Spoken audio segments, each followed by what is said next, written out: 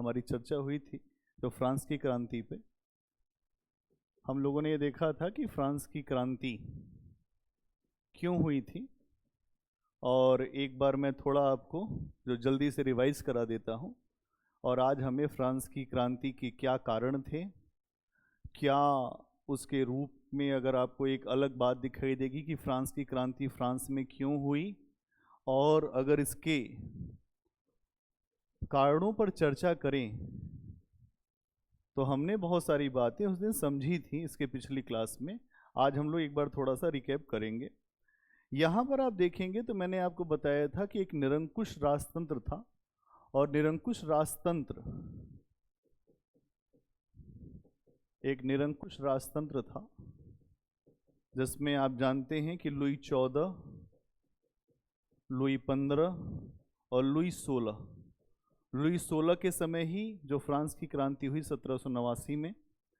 अब आप समझेंगे कि ऐसा क्या हुआ, क्योंकि लुई 14 ने शासन का अत्यधिक केंद्रीकरण कर दिया, और धीरे धीरे शासन के अत्यधिक केंद्रीकरण के कारण आप जानते हैं कि आगे आने वाला शासक भी अगर योग्य होगा तो फ्रांस की व्यवस्थाएं वैसी चल सकती थी। लेकिन लुई 15, लुई 14 के समान योग्य नहीं था, इसलिए शासन की व्यवस्था वैसे नहीं चल पाई, और रही सही कसर लुई 16 के समय पूरी हो गई। अब लुई 16 के समय देश में अराजकता, अव्यवस्था और हर जगह अस्त व्यस्त हो रहा था देश फ्रांस। इसलिए फ्रांस में अगर आप देखेंगे कि क्रांति का एक माहौल बनना शुरू हुआ। ठीक है। अब और इसके बाद अगर हम बात करें तो यहाँ पर एक चीज़ ये समझना पड़ेगा कि जो फ्रांस के शासक थे उनके द्वारा केवल ये बात कही जा रही थी, जैसे लुई 14 कहता है मैं ही राज्य हूँ।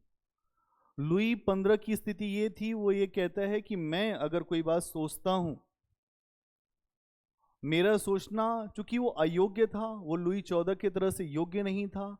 अयोग्य होने के बाद भी उसने बहुत सारे ऐसे काम किए, जैसे ऑस्ट्रिया के उत्तराधिकार में भाग लेना, ये लुई 15 ने किया, है ना। ऑस्ट्रिया के उत्तराधिकार में भाग लिया।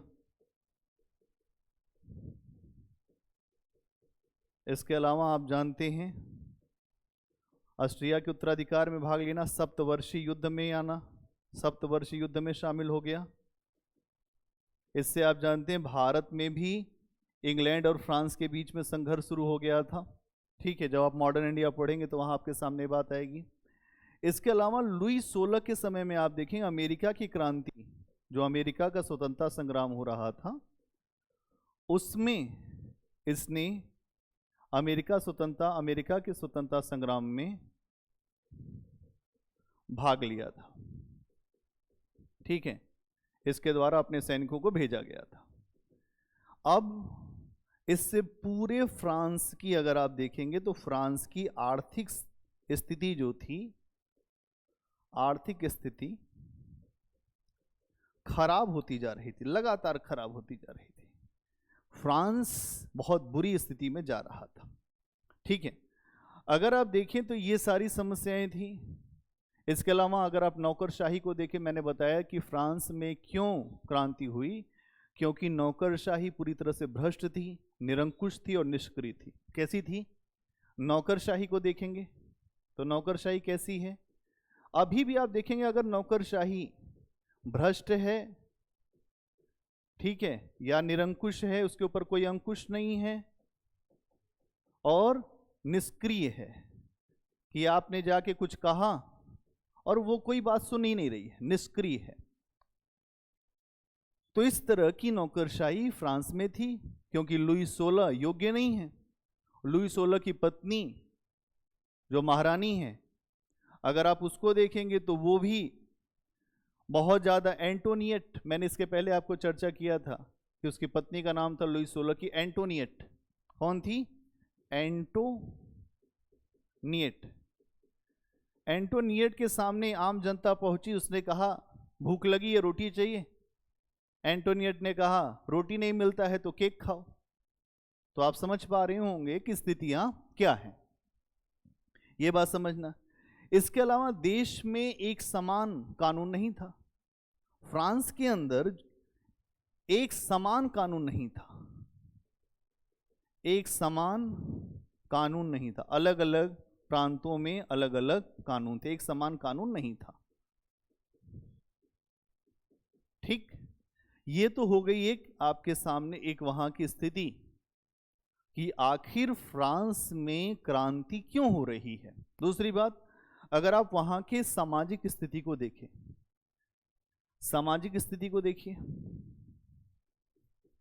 मैंने आपको इसके पहले बताया था कि सामाजिक स्थिति में 3 स्टेट हैं, फर्स्ट, सेकंड और थर्ड। इसमें देखेंगे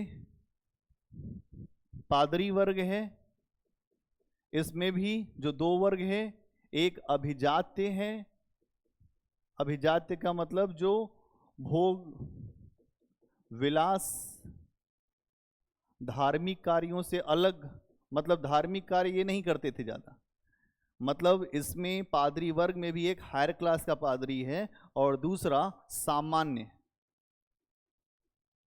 सामान्य पादरी वर्ग। अगर आप देखेंगे तो ये जो है ये ईमानदार है, आम जनता से लगाव रखता है। किससे? आम जनता से। ठीक है, अब आप समझिएगा इसमें जो लोग आते हैं इनके पास विशेष अधिकार है। क्या है? विशेष अधिकार है, और इन्हीं विशेष अधिकारों के कारण ये आम जनता का शोषण भी करते हैं। क्या क्लियर है? दूसरी बात, इसमें कौन है? इसमें अभिजात्य वर्ग है। अभिजात्य वर्ग मतलब राजा से संबंधित लोग, एलीट क्लास, और इसके ही जो लोग हैं वो चाहे आप न्याय की व्यवस्था देखोगे, प्रशासनिक व्यवस्था देखोगे, है ना, या जो लोग चर्च के कार्यों को देखते थे उनको भी यहीं से भेजा जाता था।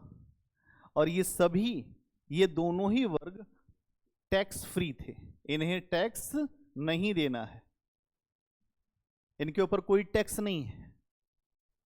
सारा दारोमदार स्टेट थर्ड पे था। किस पे था? State third. अगर आप देखिए तो इसमें कौन है? किसान, मजदूर, है ना, बुद्धिजीवी,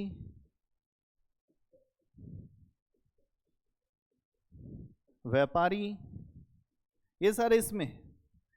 इनके पास सबसे खराब स्थिति में कौन है? किसान है। और ये जो बुद्धिजीवी हैं, व्यापारी, इनकी आर्थिक स्थिति तो अच्छी है, आर्थिक स्थिति अच्छी, लेकिन अधिकार नहीं है। लेकिन अधिकार है क्या? तो नहीं है, अधिकार नहीं है। अब समझिएगा बात, अगर ये लोग बुद्धिजीवी, क्यों ये इसी वर्ग में आते हैं थर्ड स्टेज में, अधिकार ही नहीं है, हम संपत्ति का अर्जन कर रहे हैं, अधिकार नहीं है। बाद में इन्होंने ये बताया कि ये पूरा जो चक्र है वो ये आपके शोषण का चक्र है। अलग अलग हर व्यक्ति अपना टैक्स लगाता था, चर्च अलग टैक्स लगाता था, राजा अलग टैक्स लगाता था, सामंत अलग टैक्स लगाता था। आप बताइए क्या होगा? आप बताइए क्या होगा? टैक्स के अलग अलग वर्ग, और ये जो टैक्स लगाने वाले लोग हैं इनके ऊपर कोई टैक्स नहीं लग रहा। तो क्या क्रांति होगी कि नहीं होगी? बोलिए, होगी क्रांति, एकदम सामान्य सी बात है। इसके अलावा अगर आप देखें तो यहां पर आप इस बात को समझिएगा कि आर्थिक स्थिति फ्रांस की लगातार खराब हो रही थी। इतनी बात समझ में आ गई होगी, आगे समझिए। आर्थिक स्थिति, आर्थिक स्थिति, आर्थिक स्थिति में आप देखेंगे कि लुई 15 के समय में भी आपने देखा था कि ऑस्ट्रिया के उत्तराधिकार के मामले में शामिल होना, लुई 14 के समय में अत्यधिक विस्तार करना, है ना, अत्यधिक विस्तार, फ्रांस का अत्यधिक विस्तार कौन कर रहा है? लुई 14। इसके अलावा आप देखते हैं कि जो लुई 15 है, लुई 15 बहुत सारे मामलों में शामिल हो जाता है। तो आपने देखा कौन कौन से मामले हैं? एक तो ऑस्ट्रिया का उत्तराधिकार का मामला है, ऑस्ट्रिया का उत्तराधिकार, ठीक। इसके अलावा आप देखेंगे तो सप्तवर्षीय युद्ध,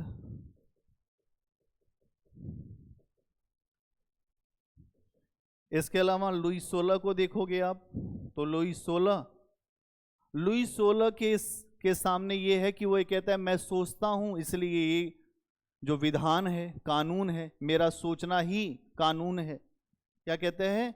मेरा सोचना ही कानून है, मैं जो सोचूंगा वही कानून बन जाएगा। इसने क्या किया? इसने अमेरिका के जो स्वतंत्रता संग्राम में भेजा, अमेरिका के स्वतंत्रता संग्राम में शामिल हुआ। परिणाम क्या निकला? फ्रांस की आर्थिक स्थिति, फ्रांस दिवालियापन मतलब खोखला हो गया, पूरी तरह से खोखला हो गया, और अब फ्रांस को संभाल पाना मुश्किल है। इसके बाद क्या हुआ? जितने आर्थिक वहां के सुधारक आए, चाहे वो नेगर हो, चाहे वो तुर्गो हो, सब ने कहा, ये सारे यहाँ के अर्थशास्त्री हैं, नेगर, तुर्गो आदि बहुत सारे, इन लोगों ने ये कहा राजा से, लुई 16 से कि ऐसा है, सब पर टैक्स लगाइए, सब पर टैक्स लगाएं। किस पे? किस पे?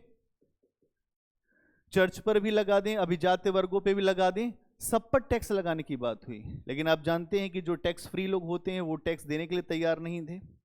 और इसके बाद फ्रांस में जो भी टैक्स की दरें, जो टैक्स लिया जा रहा था वो आम जनता से, थर्ड स्टेज वालों से लिया जा रहा था। इसीलिए धीरे धीरे जब ये लोग इस बात को समझ गए कि नहीं, ये टैक्स अन्य वर्गों पर नहीं लगाया जा सकता है, तो वही ये बात आ गई थी कि अब फ्रांस में क्रांति होकर ही रहेगी। और फ्रांस में अगर सभी लोगों ने मिलकर देश को नहीं संभाला तो फ्रांस बच नहीं पाएगा। इसलिए भी फ्रांस में क्रांति हुई। क्योंकि आप समझिएगा कि जो दुर्दशा फ्रांस की थी, उस दुर्दशा के लिए सबसे ज़्यादा जिम्मेदार ऊपर के ही वर्ग थे, लेकिन उसकी कीमत कौन चुका रहा था? थर्ड स्टेज के लोग, जिसमें किसान, मजदूर, बुद्धिजीवी, ये लोग थे। इसलिए सबने अपने आप को जो बचाने के लिए ये प्रयास किया कि भाई सबके विशेषाधिकार समाप्त होने चाहिए, और विशेषाधिकार समाप्त होंगे तभी सबके अधिकार सुरक्षित रह पाएंगे। क्या क्लियर है आपको? चलिए, इतनी बात समझ गए। अब आप समझिएगा कि इस क्रांति, ये तो हो गई क्रांति, ये सारे थे क्रांति के कारण। इसके परिणाम क्या निकले? इसके परिणाम क्या निकले? फ्रांस की क्रांति के परिणाम।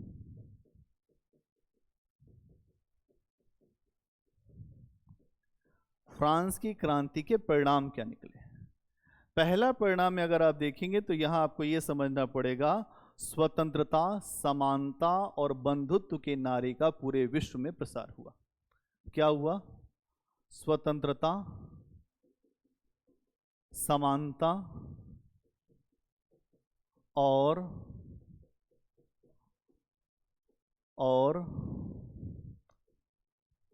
बंधुत्व के नारे का प्रसार। आप समझिएगा कि 1789 की फ्रांस की जो है क्रांति, उसने पूरे विश्व में ये बात रखी कि स्वतंत्रता से बड़ी कोई बात हो नहीं सकती, समानता से बड़ी कोई बात हो नहीं सकती। क्यों? क्योंकि आप जानते हैं फ्रांस में जो 3 स्टेट थे, वहाँ सबसे बड़ी समस्या इसी बात की थी कि ऊपर के लोगों के पास विशेषाधिकार था और नीचे के लोग विशेषाधिकारहीन थे। इसीलिए वहाँ से एक बात निकली कि समानता। बंधुत्व का मतलब क्या है? आपसी भाईचारा। समानता का मतलब है वी आर इक्वल, हम सब बराबर हैं। और स्वतंत्रता का मतलब है कि अपनी हम आज़ादी को नहीं खोएंगे। तो पहला मूल्य क्या निकला? स्वतंत्रता, समानता और बंधुत्व। इसके अलावा और क्या निकलती है? लोकतांत्रिक सिद्धांत का विकास हुआ। अभी तक आपने देखा था कि अमेरिका में प्रजातंत्र आया था, अमेरिका की क्रांति के बाद उसी लोकतंत्र का और मजबूतीकरण हुआ लोकतंत्र के सिद्धांत का विकास। लोकतंत्र के सिद्धांत का विकास मतलब लोकतंत्र की जो विचारधारा है उसका और तेजी से डेवलपमेंट हुआ, उसको और मजबूती मिली। आप देखेंगे कि यहां यह कहा गया कि जो अलोकप्रिय शासन है, राजा का जो शासन था जो अलोकप्रिय था, उसके स्थान पर लोकप्रिय संप्रभुता का शासन आएगा। क्या आएगा? लोकप्रिय संप्रभुता, लोकप्रिय संप्रभुता का शासन। आप सुनते होंगे जनता का जनता के लिए शासन होता है, जनता का जनता के द्वारा शासन किया जाता है ना। अब्राहम लिंकन का स्टेटमेंट है। यहां पे समझिएगा कि लोकतंत्र के सिद्धांत मतलब लोकप्रिय संप्रभुता के सिद्धांत की बात रखी गई है। और क्या कहा गया? और यह सिद्ध किया गया कि सारी सत्ता जो है जनता में निहित है और शासन का अधिकार जनता से आता है। क्या कहा गया? सारी सत्ता जनता में निहित है, जनता में निहित है और शासन का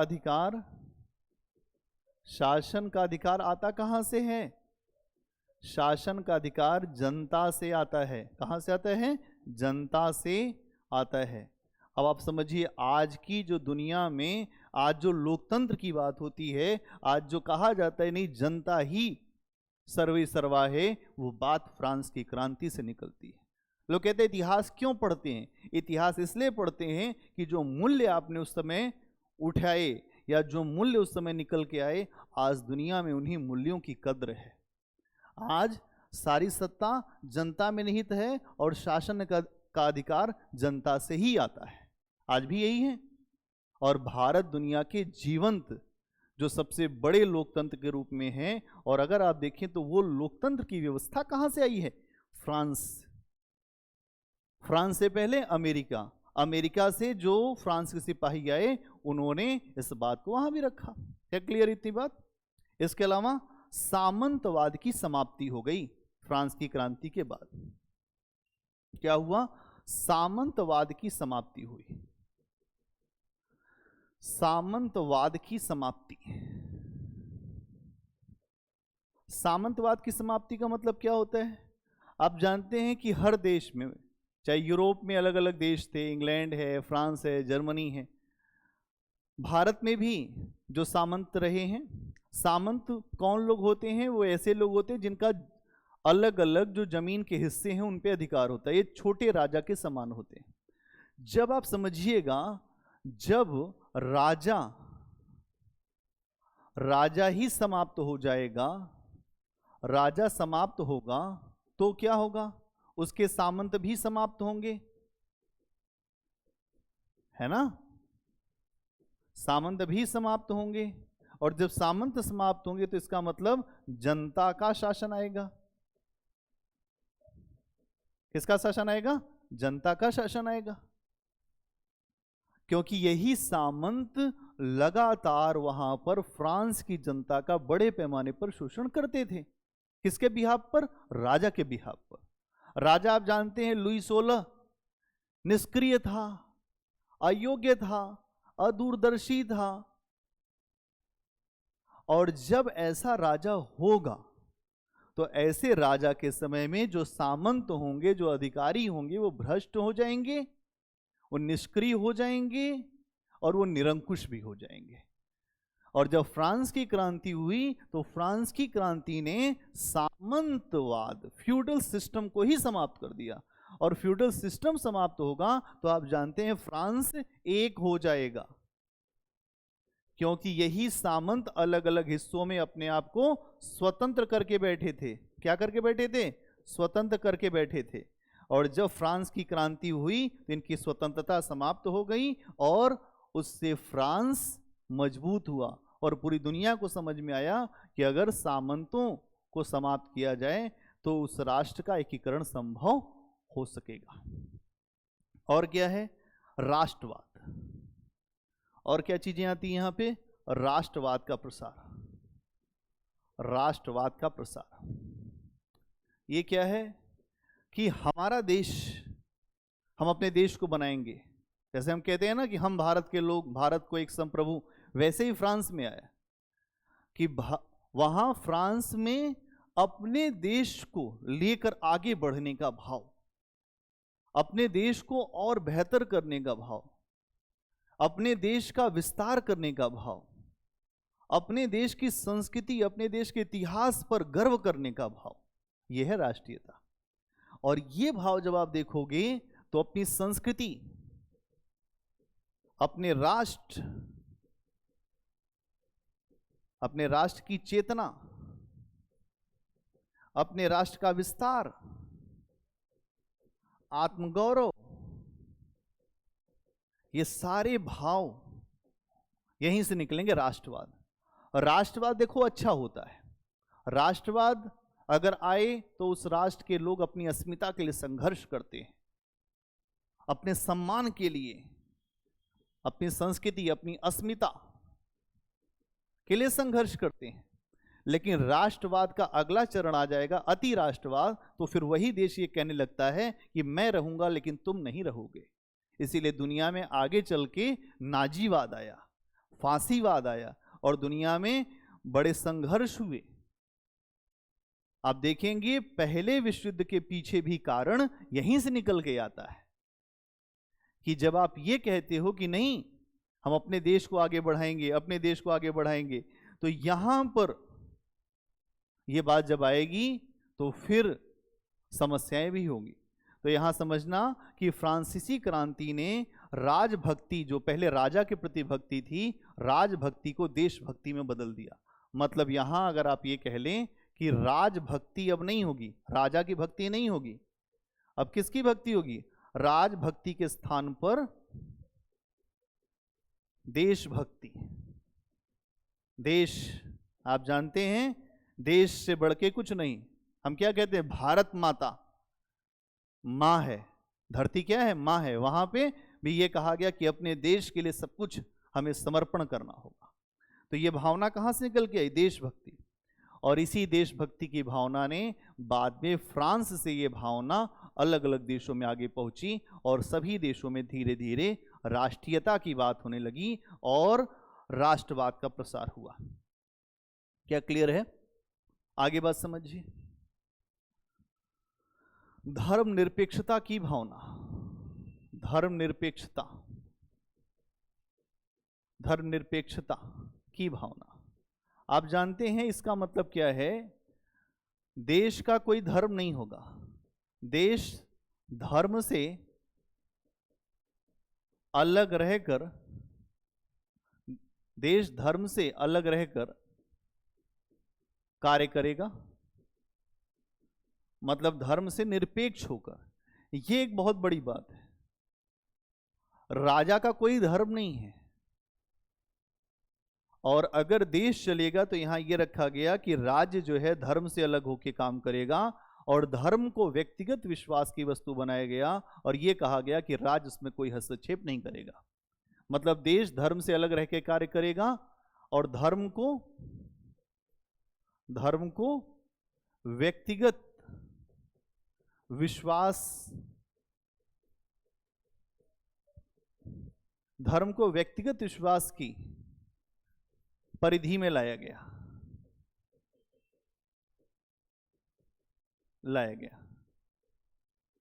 ठीक है, धर्म जो है वो हमारा व्यक्तिगत है। आज आप देखते हैं आपके संविधान में भी आर्टिकल 25 में कहा गया है कि धर्म और अंतःकरण की स्वतंत्रता। आप अपने धर्म को मानने के लिए स्वतंत्र हैं, लेकिन देश का कोई धर्म नहीं है। यह बात यहां रखी गई। और क्या कहा गया है? और यह कहा गया कि राज्य किसी भी प्रकार से, अगर आप कहें, राज्य को हस्तक्षेप नहीं करना है। राज्य धर्म में हस्तक्षेप नहीं करेगा। राज्य क्या नहीं करेगा? धर्म में हस्तक्षेप नहीं करेगा। धर्म में हस्तक्षेप नहीं करेगा। ध्यान समझ लीजिए। आज की दुनिया में जहां पर भी बेहतर शासन है वहां पर यही मॉडल है। राज्य और धर्म अलग अलग हैं। मैं आपको अलाउद्दीन खिलजी की बात बताऊं। अलाउद्दीन खिलजी के बारे में बहुत सारी बातें सुनी होंगी आपने। अलाउद्दीन खिलजी ने कहा, मौलवियों ने उससे कहा कि आप हमारी बात सुन लीजिए। अलाउद्दीन खिलजी ने कहा, मौलवी मैं तुम्हारी बात नहीं सुन सकता, मुझे नहीं पता कि मुझे ऊपर जाके जन्नत में क्या मिलेगा या मुझे जो दोजख में डाला जाएगा, नरक में। मैं तो केवल ये जानता हूं कि जो राज्य के लिए ठीक है मैं वही करता हूं। अब यहां समझिएगा कि जितने भी अपने समय के सफल शासक हुए उन्होंने राज्य और धर्म को अलग अलग ही समझा है। आगे चल के इस बात को बिल्कुल स्पष्ट रूप से कहा गया कि राज्य का कोई धर्म नहीं होगा, धर्म व्यक्तिगत विश्वास की वस्तु होगा। ठीक है, और क्या चीज निकल के आती है? सैन्यवाद। यही तो है खेल, सैन्यवाद का विकास।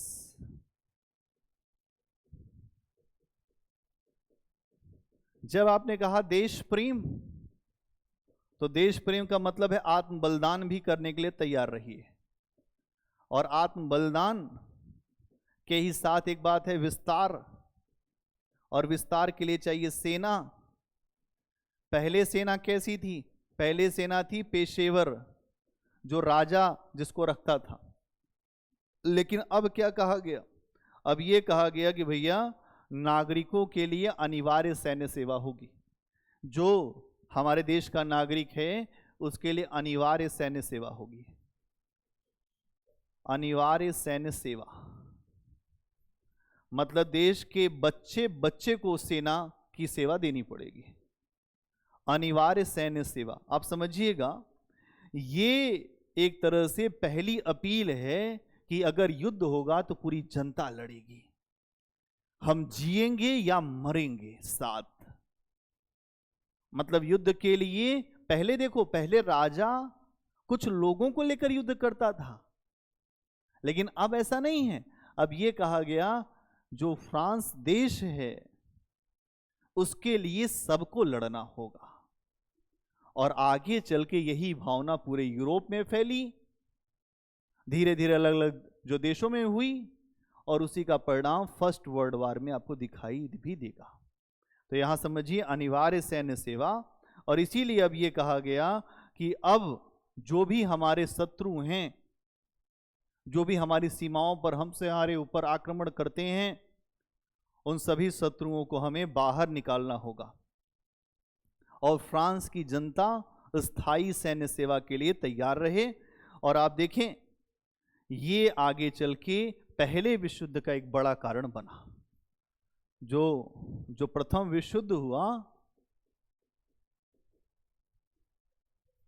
प्रथम विश्व युद्ध में बड़ा कारण बना। आप एक बात समझिएगा कि जब दो देश हैं, मान लीजिए ए और बी, इसके यहां भी लगातार यही भावना उठ रही है कि अनिवार्य सैन्य सेवा है, अनिवार्य सैन्य सेवा, इसके यहां भी यही भावना है।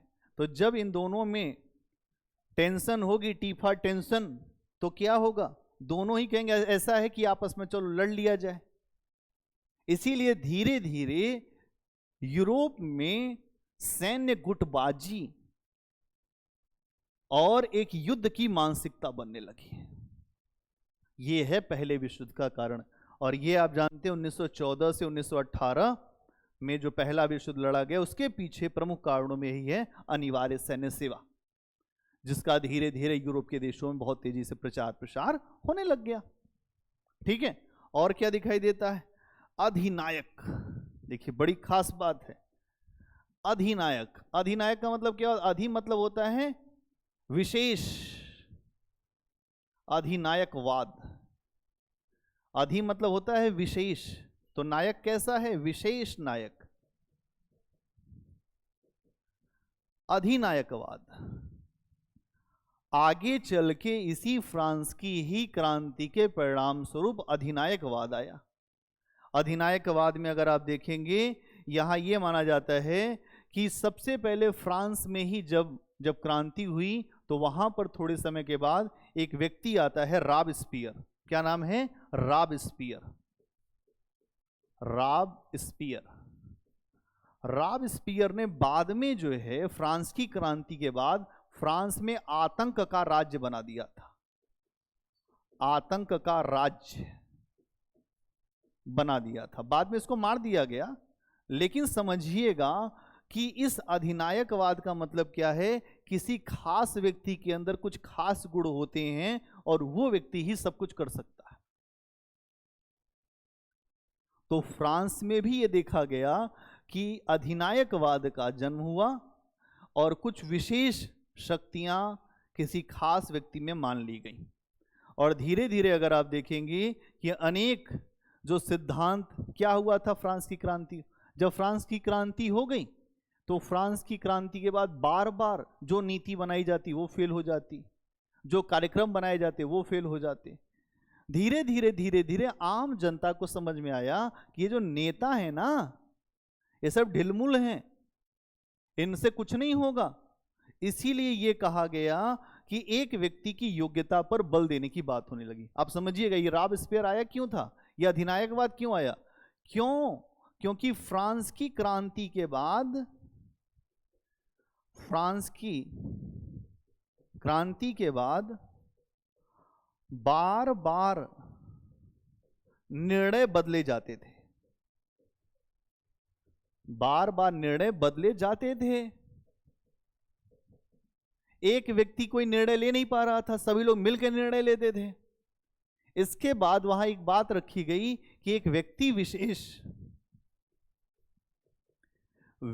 विशेष की योग्यता पर, व्यक्ति विशेष की योग्यता पर बल दिया जाए, उसके द्वारा ही सब कुछ हो, उसके द्वारा ही सब कुछ हो। यही चीज आप देखेंगे इटली में आई। इटली में आया फांसीवाद। इटली में क्या आया? फांसीवाद। जहां पे आता है मुसोलिनी, और जर्मनी में आता है नाजीवाद आगे चल के, और जहां आते हैं हिटलर महोदय। हिटलर कहता है एक झूठ को इतनी बार दोहराओ कि वो सच हो जाए, बोलते रहो झूठ, जब तक बोल पाओ तब तक बोलते रहो। आगे चर्चा करेंगे, अभी केवल इतनी बात समझिए कि यहां पर अधिनायकवाद की शुरुआत भी हुई। इसके अलावा समाजवाद, एक बात ये रखी गई कि समाजवाद का भी एक मार्ग खुला। समाजवाद क्या है भाई? समाजवाद एक व्यवस्था है जो पूंजीवाद के विरोध में है, पूंजीवाद के विरोध में है, जिसमें यह कहा गया है कि सर्वहारा वर्ग का शासन होना चाहिए,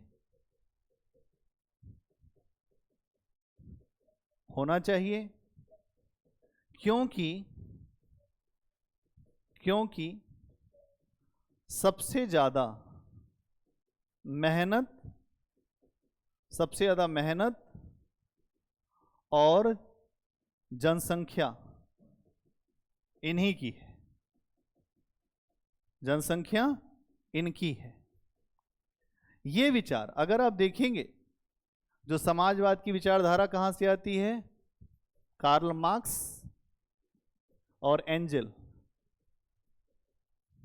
और ये विचारधारा अगर आप देखेंगे तो यहां पर आई फ्रांस की क्रांति के बाद में।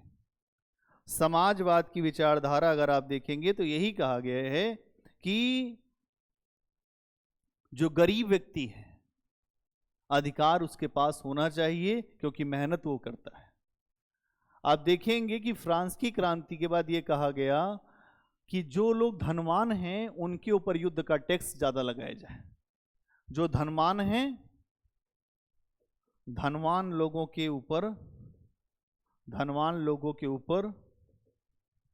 ऊपर ज्यादा टैक्स लगाया जाए, ज्यादा टैक्स लगाया जाए, ये बात रखी गई। ठीक है। और धीरे धीरे अगर आप देखें, एक ऐसा माहौल बनाया जाए जहां सर्वहारा वर्ग के लिए भी कुछ काम होता हो। सर्वहारा वर्ग का मतलब मजदूर, किसान, है ना, छोटे व्यापारी, जो सामान्य वर्ग है उसको सर्वहारा वर्ग कहा गया है, और सर्वहारा वर्ग का एक विकास हो, ये बात भी यहीं पे आपके सामने आती है। क्या क्लियर है? इस बात को समझ पा रहे होंगे आप? तो फ्रांस की क्रांति में आज हम लोगों ने समझा कि फ्रांस की क्रांति के कारण क्या हैं, उसके परिणाम क्या हुए, और इस क्रांति ने क्या क्या लोगों को दिया। अगर आप देखेंगे कि फ्रांस की क्रांति ने बहुत सारी चीजें किया। इसने एक चीज ये कहा कि भैया विश्व में लोगों के सामने एक बात रखी कि धीरे धीरे अगर स्वतंत्रता की जो कीमत है उससे बड़ा तो कोई मूल्य हो ही नहीं सकता। फ्रांस की क्रांति ने यूरोप को प्रभावित किया, अलग अलग जो उसके देश है उसको प्रभावित किया। आप देखें इसी क्रांति के ही कारण यूनान का स्वतंत्रता संघर्ष हुआ 1830 में, ठीक है। उसकी जो स्वतंत्रता की जो संघर्ष की लड़ाई है उसमें फ्रांस की क्रांति का बहुत बड़ा रोल है। इसके अलावा अगर आप देखेंगे कि धीरे धीरे जो पवित्र रोमन साम्राज्य था उसका भी समापन हुआ, जर्मनी का एकीकरण हुआ आगे चल के, क्योंकि फ्रांस की क्रांति ने कुछ नए आधार पैदा किए, उसे भी समझना पड़ेगा। अगर आप इसे समझ लें ऐसे करके, जो यूनान का जो स्वतंत्रता संघर्ष था, यूनान का स्वतंत्रता संघर्ष 1830, ये भी प्रेरित था फ्रांस की क्रांति से। इसके अलावा अगर आप देखें जो जर्मनी का एकीकरण हुआ उसमें भी फ्रांस की क्रांति का रोल था,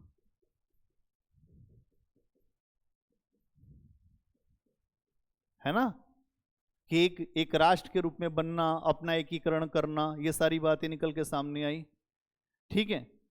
और अगर आप देखेंगे इसके बाद ही इंग्लैंड में बिना रक्तपात के ही अगर आप देखें तो वहां पर राजा ने सत्ता जनता को सौंप दिया। इसका परिणाम क्या हुआ? इंग्लैंड में रक्त विहीन क्रांति हुई, रक्त नहीं बहा, रक्त विहीन क्रांति हो गई। ये असर है, ठीक है। इंग्लैंड में रक्त विहीन क्रांति हुई। और क्या हुआ? इसके अलावा आप देखेंगे हर जगह ये मान लिया गया कि सामंती विशेषाधिकार नहीं होने चाहिए, चर्च की शक्तियां समाप्त होनी चाहिए और सबसे ज्यादा शक्ति राज्य की होगी। तो सामंती विशेषाधिकार,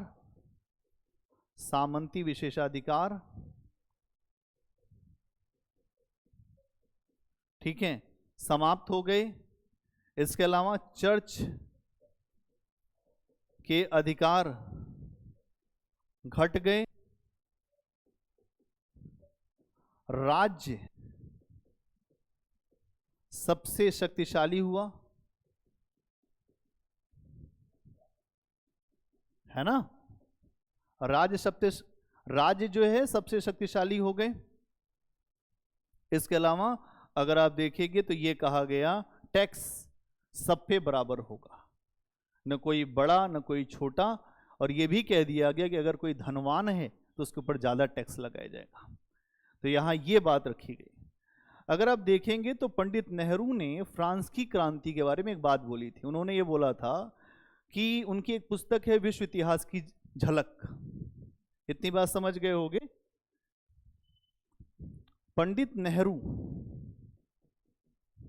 की पुस्तक है विश्व इतिहास की झलक।